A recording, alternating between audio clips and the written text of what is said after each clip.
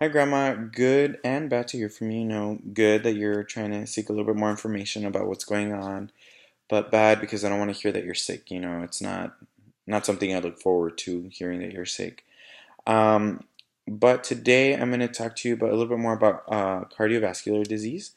We learned about two in class, or at least talked about one, so I could kind of get the difference. So one's arteriosclerosis, which is basically the artery wall of your blood vessels starts getting thick and stiffens.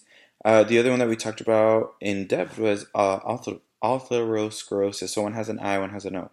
The one with the O is basically fat deposits in the artery starts increasing. So we start seeing complications in our heart, and that's not good. So here I have a picture of a cross section of the artery. We have the tunica intima, which is the innermost layer, going to the tunica media and then adventia. So what happens is as we start increasing the fat deposits, which is this yellow, this is healthier going to not healthy. We start seeing fat deposits into the intima layer, and as you see, the radius starts decreasing.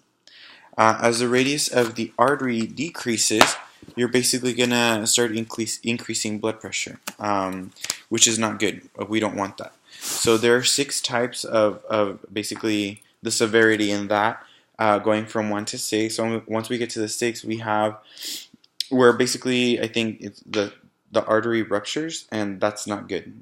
If you rupture, then you're gonna start losing blood and you start getting into all this bad stuff, especially when you get to your brain. That's called an aneurysm, and that has a 90% mortality rate, which it's a high rate for death. So we definitely want to decrease that. So something that makes it worse is high blood pressure. Your body has natural reflexes. It's called a barrel reflex receptor.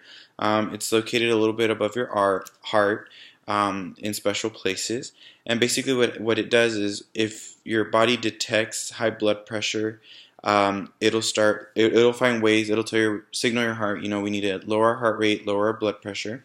So we can live a little bit healthier. So your body tries to naturally do that. But also, if you keep it high too long, it'll adjust and reset its receptor. So that's not good. Your body also has other ways of kind of defending that. So we have what's called the RAS system in our body, which is basically affecting the filtration in our kidney. When we increase the angiotensin 2, it's basically signaling our body to increase blood pressure. Your body does this, especially when you have hemorrhage and you're losing blood, to retain a little bit more salt so we don't lose a lot of blood, or at least we hold in liquid so that way we can increase our blood pressure and stuff like that. But it's bad. We don't want to increase blood pressure when we have heart disease, or at least this kind of heart disease, because if you increase blood pressure, we can basically make the situation worse. So the bad thing is when we age, we have higher rates of angiotensin 2, which is basically going to cause the the retention of the salts, which is going to increase our blood pressure. So what you can take medical prescriptions like ACE inhibitor to stop the creation of angiotensin 2, or we can also take beta blockers to lower our blood pressure. But we can do natural things. So there are some risk factors that you can have to increase your cardiovascular disease issues. But if we basically work towards those issues, we can defend it. So one of them is obesity. So if we reduce our obesity rates, it'll help us out. So we need to decrease our fats. The way to decrease our fats is, eating a little bit healthier or eating less if we're eating too much, and also increase our exercise. This will help us lose a little bit of weight.